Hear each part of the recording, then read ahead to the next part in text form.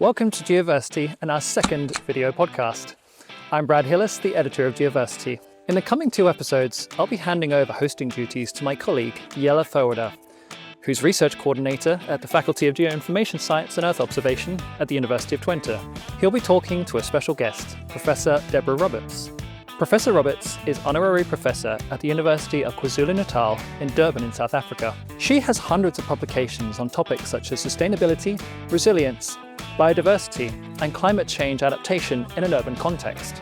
For the first of this 2-part series, Jelle and Debra will discuss the concept of open science, the idea to make scientific research, including publications, data, methods, and software, transparent, accessible, and reusable for everyone. I'm curious to learn more about Professor Roberts' take on how open science can foster collaboration between researchers from the European Union and the African continent. So, how does open science affect collaboration between the European Union and the African continent? I'm Jelle Ferwerda, research coordinator at ITC, the Geospatial Science and Earth Observation Faculty of the University of Twente, and with me I have Debra Roberts. Debra, you are climate change expert in the IPCC. You're a professor in the University of KwaZulu-Natal. You are here at the University of Twente, an expert of open science. Who are you? What is your focus right now? I have so many, but I suspect that's a response to the complexity of the world that we live in. But the reason that open science attracts my attention in the midst of all the things that I'm dealing with is that science has always been a way of knowing the world. If you think about it, our entire civilization has depended on our ability to understand the seasons, understand the tides, the ability to communicate, to measure.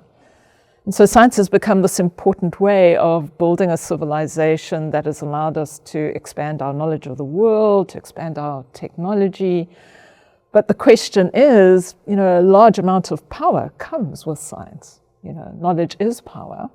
And so who has access to it? And I think open science is really about acknowledging that science is an important way of knowing the world, but also recognizing that we need to have an equitable approach to that knowledge. And I think that's really where the focus of open science is. Okay, so open science, for those who don't really understand the concept, is of course the idea you do science in a manner that other people can access your result, but maybe also your data, and share, use, reuse, replicate that science in a way that anybody can learn from it, right? Yeah. And so it's basically about that equity and justice in the global science project, acknowledging that that knowledge is important to all of us if we're going to tackle some of these complex problems. But that, for me, is a kind of end-of-the-pipe understanding of open science. If you think about where open science really starts, it really starts with inclusive research, because we've got to not only have people sharing that data at the end of the pipe, at the end of the research pipe, it's also important to have different worldviews, different value sets around the table when we define those research questions, when we go out into the world to undertake the research, to analyze it. So for me, open science is less about an endpoint, delivering data and sharing that so people can use and replicate. It's a much more systemic view of ensuring that throughout that full value chain, that people are involved. And that's where we've got a current tension in the world, because many of the Global South researchers are not involved at the beginning of the pipe for a whole host of reasons. Access to institutions, limited resources, quality of support. And so you've got an imbalance. If you look at the literature that's available, for example, in climate change, a great deal of that literature comes from research in the global north, often about issues in the global south. I work here at this faculty. We originated in an Institute for Global Sustainable Development, and we work a lot with partners all around the world. So I would say, isn't that an equal relationship already? That we go and we work with researchers, say, like in your case with South Africa, and we say, okay, let's do a project together. So where is the bottleneck so it becomes an equitable relation? Well, if you look at some of the current literature which is critiquing the whole delivery of science into the world, you'll hear terms like parachute science or extractive science. So giving you some very personal experiences around how science works in the global south or does not work. I've been a practitioner for 30 years. I and my team in local government did some very innovative work around climate adaptation. So experiencing Global North researchers coming to my office, recording several hours of discussion with me, then disappearing. I never hear from them again. And then suddenly a paper pops out somewhere along the line, and I read it and I say, I don't even recognize this reality. So that's the kind of parachute science where the Global North researcher arrives in the Global South, engages in that conversation, and then extracts that information and uses it without involving that Global South person any further, or potentially arrives in the Global South and just uses the Global South researcher to collect data and not involves them in the conceptualization of the research question or the analytics. So there's been a lot of movement of people between North and South, but what is the quality of the movement? What is the quality of the partnership? Is everyone sitting around the table and defining the research question? That's where processes like the Intergovernmental Panel on Climate Change assessment process is very interesting, because that process pulls together a very diverse group of scientists from around the world. And we all got to assess the literature database, but we had very different opinions about what that literature database says, because we bring different views about science, about the status of the policy relevant problems to that assessment. And that's the difference, is a lot of the science that has been done to date has been quite extractive. It's people parachuting into a place and not involving the people who are actually doing the work in defining the research question. And then, of course, going away and making assessments which then don't ring true with our reality. So how can we warp that relationship? Because in a way it is also about who owns the process, who owns the content and who owns the data. Well, the data, we are in the process of saying everybody owns the data, we should open it up. Publication should be open, but can anybody publish anywhere? Because if I look at our institution, if we want to publish a paper in an open fashion, typically either the Dutch government has negotiated it is free for us to publish, or we pay quite a high fee.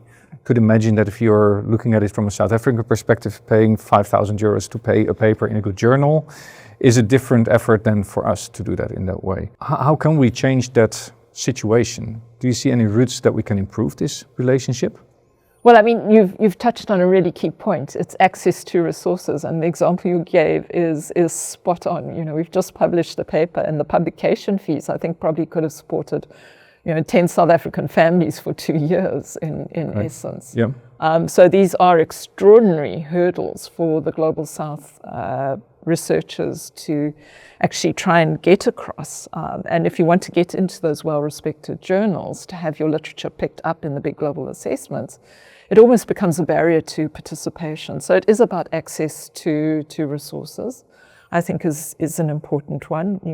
Whose research gets funded to what extent. So I think better balancing access to resources is an important step, but hard to do if you're coming off a more advantaged, less advantaged baseline. And that's where I think institutions like ITC are so important, because here you're literally drawing, if you look at your student base, it's very international. So you're going right to the root of the problem.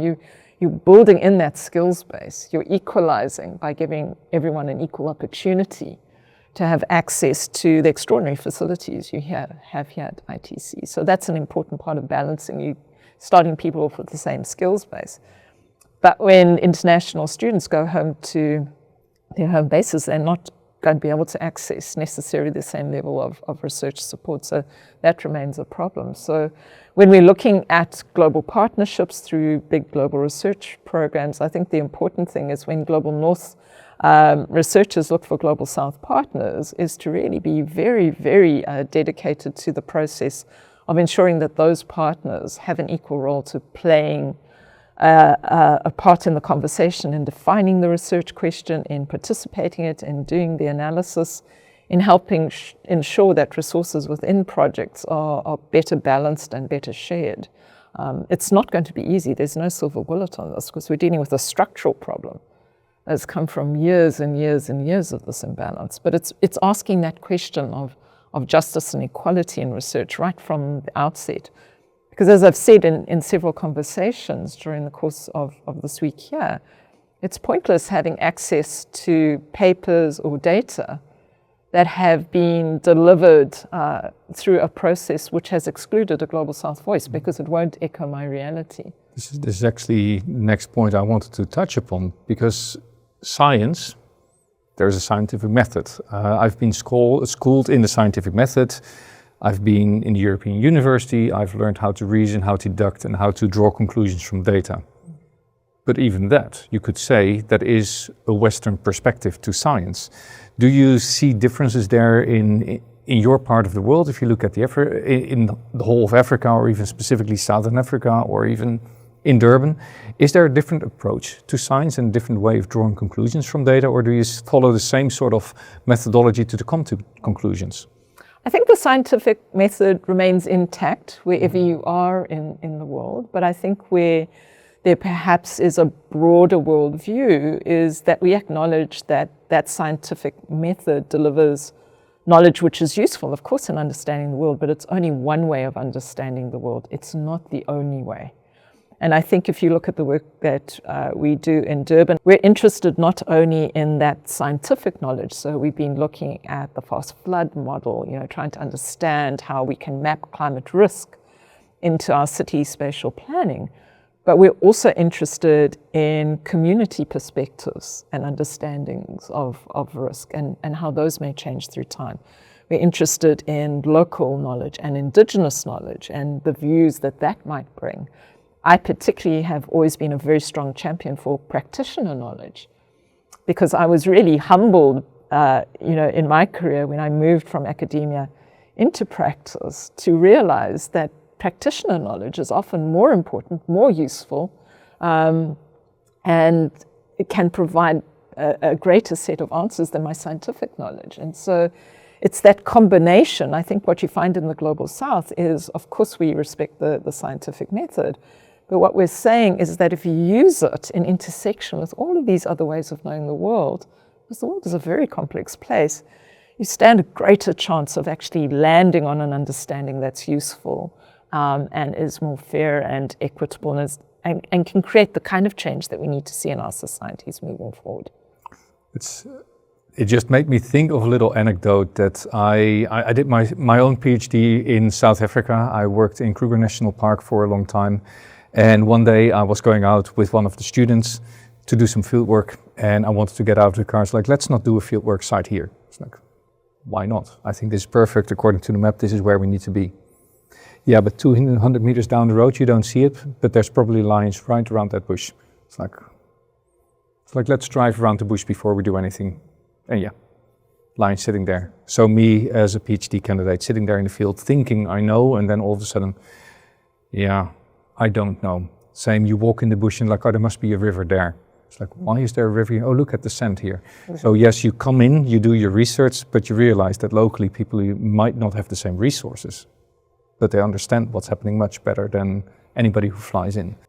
Now, we are talking a lot about research that's being done from a European perspective somewhere else.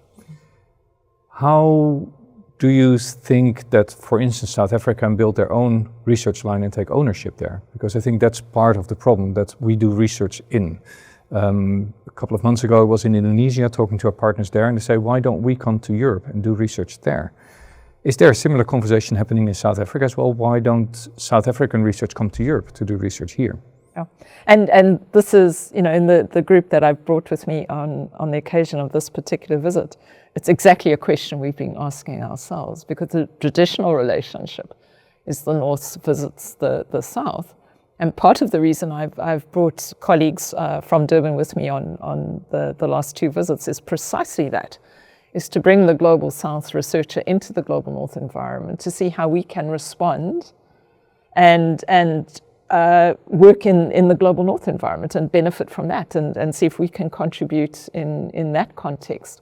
But that's quite a new step in many ways. It's, we've got to put on new training wheels in a sense around process, and that's precisely why we've been here, trying to understand the work that's been done in various places around the Netherlands, while we'll be looking to contribute to the spatial engineering class and teaching is to try and begin to bring the voice into the north around northern problems. Yeah. To enable... And in that way also take more ownership of the dilemma that we're facing. Absolutely.